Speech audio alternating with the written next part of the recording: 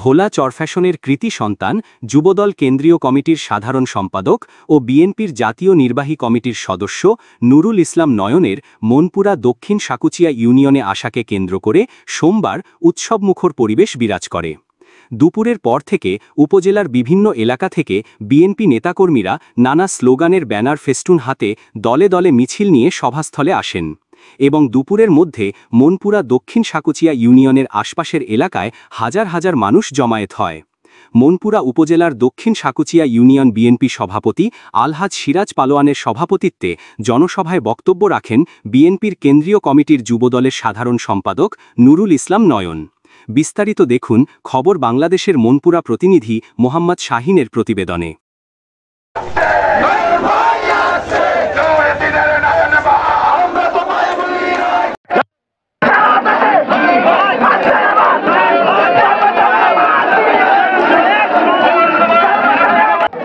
যুবদলের কেন্দ্রীয় কমিটির সংগ্রামী সাধারণ সম্পাদক, জাতীয়তাবাদী দল বিএনপির কেন্দ্রীয় নির্বাহী কমিটির অন্যতম সদস্য, চরফ্যাশন মনপুরা বিএনপির একমাত্র অভিভাবক জনাব নুরুল ইসলাম নয়ন ভাই আমাদের মনপুরা আগমন উপলক্ষে বিএনপি সহ অন্যান্য অঙ্গ সংগঠন সহ আমরা অনেক আনন্দিত এবং উল্লাসিতভাবে প্রস্তুতি নিচ্ছি। কেন্দ্রীয় সংসদের বিপ্লবী সাধারণ সম্পাদক জননেতা জনাব নুরুল ইসলাম নয়ন ভাইয়ের মনপুরা আগমন উপলক্ষে আজকে মনপুরা জনতা বাজার ঘাটে আমাদের হাজার হাজার নেতাকর্মী, নয়ন প্রেমী, জিয়া পরিবার প্রেমীদের অবস্থান।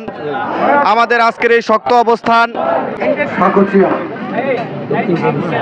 দক্ষিণ সাকুচিয়া ইউনিয়ন আয়োজিত আজকের এই সমাবেশে সভাপতিত্ব করছেন এই ইউনিয়নের সভাপতি আলহাজ সিরাজ পালোয়ান, উপস্থিত মনপুরা উপজেলা বিএনপির নেতৃবৃন্দ, আমার সামনে চরফ্যাশন থেকে আগত চরফ্যাশন উপজেলা বিএনপির নেতৃবৃন্দ, আপনারা যারা এই সমাবেশ আয়োজন করেছেন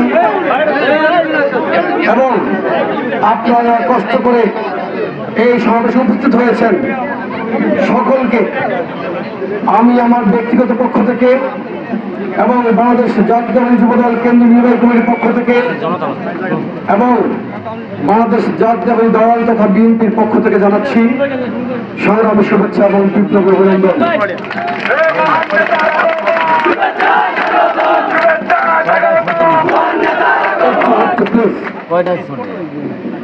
বন্ধুরা আমার,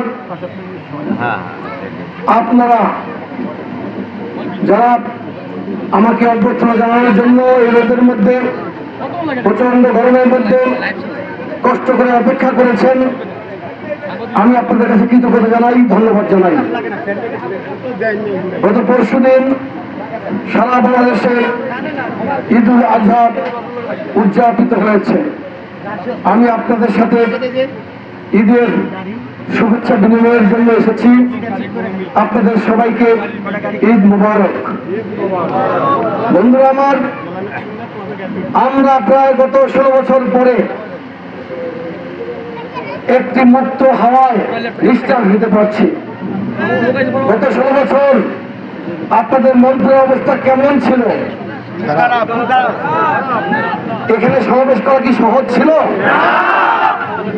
এমন হয়েছে যে আমি মনপুরে এসেছিলাম, আমার সাথে যারা সফর সঙ্গী ছিলেন তারা চরফ্যাশনে ফেরত যাওয়ার পথে এখানে তাদের উপর নির্মমভাবে হামলা করা হয়েছিল, অনেককে পিটিয়ে পিটিয়ে আহত করা হয়েছিল। এরপরে আমি আরেকবার এসেছিলাম মনপুরায়। আপনারা এখানে অনেকেই সাক্ষী রয়েছেন, আমার ডানে বামে এখানে অনেকেই আমার সাথে ছিলেন।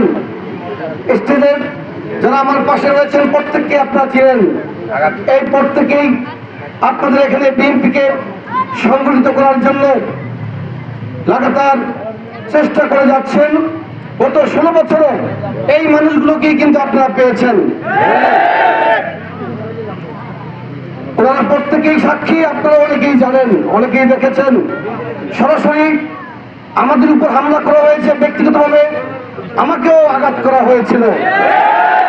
এই মনপুরা বন্ধুরা আমার, এটা তো শুধু মনপুরার চিত্র তা নয়, চরফ্যাশনে ঈদুল আজহার রাতে ছাত্রদলের সভাপতি থাকা অবস্থায় ছাত্রনেতা আব্দুর রাজ্জাককে কিভাবে পিটিয়ে পিটিয়ে নির্মম ভাবে নিষ্ঠুরভাবে হত্যা করেছে আপনাদের কি মনে আছে? এটা তো শুধু চরফ্যাশন আর মনপুরার চিত্র তা নয়, গোটা বাংলাদেশ সন্ত্রাসের জনপদে পরিণত হয়েছিল।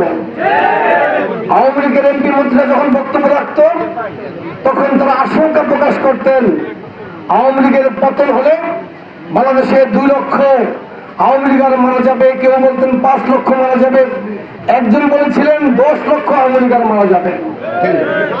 কিন্তু আল্লাহর অশেষ রহমত, বিএনপির হাতে আওয়ামী লীগের একজন নেতা কর্মী এখন পর্যন্ত একটি চোরও খায়নি।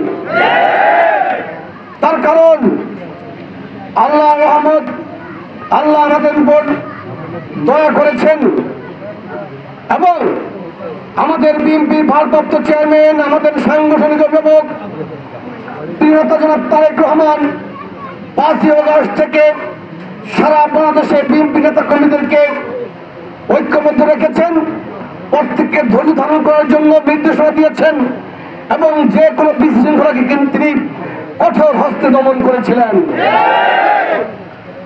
ইতিমধ্যে আপনারা শুনেছেন সংগঠনের সিদ্ধান্ত অমান্য করার কারণে কোথাও কোথাও বিএনপি কিংবা তার অঙ্গ সহযোগী সংগঠন নেতা কর্মীদেরকে শোকজ করেছে, কোথাও বহিষ্কার করেছে, কোথাও কমিটি বিলুপ্ত করেছে, কোথাও নেতা কর্মীদের বিরুদ্ধে মামলাও করেছে। নেতা কর্মীদের প্রতি দলের ভালোবাসা ঠিকই রয়েছে, কিন্তু দলকে যদি শৃঙ্খলার মধ্যে রাখতে হয় তাহলে দলে কঠিন সিদ্ধান্ত মাঝে মধ্যে নিতে হয়। এই জন্য আমাদের প্রিয় নেতা কর্মীদেরকে সংযত রাখার জন্য তিনি মাঝে মধ্যেই সাংগঠনিকভাবে কঠোর সিদ্ধান্ত গ্রহণ করছেন। নেতা কর্মীর প্রতি তার যখন ভালোবাসা নেই তা কিন্তু নয়। গত 16 বছর সারা বাংলাদেশে যে সকল নেতা কর্মী গুম হয়েছিল, খুন হয়েছিল, তাদের পরিবারের পাশে আমাদের প্রিয় নেতা জনাব তারেক রহমান বিভিন্নভাবে সহযোগিতা করেছেন, সাহায্যের হাত প্রসারিত করেছেন। আর যারা বিভিন্ন সময় হামলার শিকার হয়েছে, মামলার শিকার হয়েছে, তাদের অনেককে আইনি সহযোগিতা করেছেন, অনেককে সুস্থ হওয়ার জন্য চিকিৎসার ব্যবস্থা করেছেন। বন্ধুরা আমার, গত 16 বছর ফ্যাসিবাদ বিরোধী লাগাতার আন্দোলনের নেতৃত্ব দিয়েছিলেন হাজার মাইল দূরে থেকেও আমাদের প্রিয় নেতা জনাব তারেক রহমান। তিনি যে স্বপ্ন নিয়ে নেতৃত্ব দিয়েছেন, সংগ্রামে আমাদের ঐক্যবদ্ধ রেখেছেন, সে প্রত্যাশা কি এখনো পূরণ হয়েছে? আমাদের সে প্রত্যাশা এখনো পূরণ হয়নি। কারণ বাংলাদেশের মানুষ এখন পর্যন্ত একটি স্বচ্ছ নিরপেক্ষ গ্রহণযোগ্য নির্বাচনে নিজেদের ভোটাধিকার প্রয়োগ করতে পারেনি। আর আমাদের নেতার স্বপ্ন ছিল বাংলাদেশের মানুষ যাতে ভোটাধিকার ফেরত পায়। তিনি বিভিন্ন সময় বলেছেন আপনারা ভোট দিয়ে বিএনপিকে ক্ষমতায় আনবেন, আমি এর জন্য আন্দোলন করছি না, আমি আন্দোলন করছি আপনারা যাতে আপনাদের ভোটাধিকার ফেরত পান এবং পছন্দের প্রার্থীকে নির্বিঘ্নে ভোট কেন্দ্রে গিয়ে ভোট দিতে পারেন।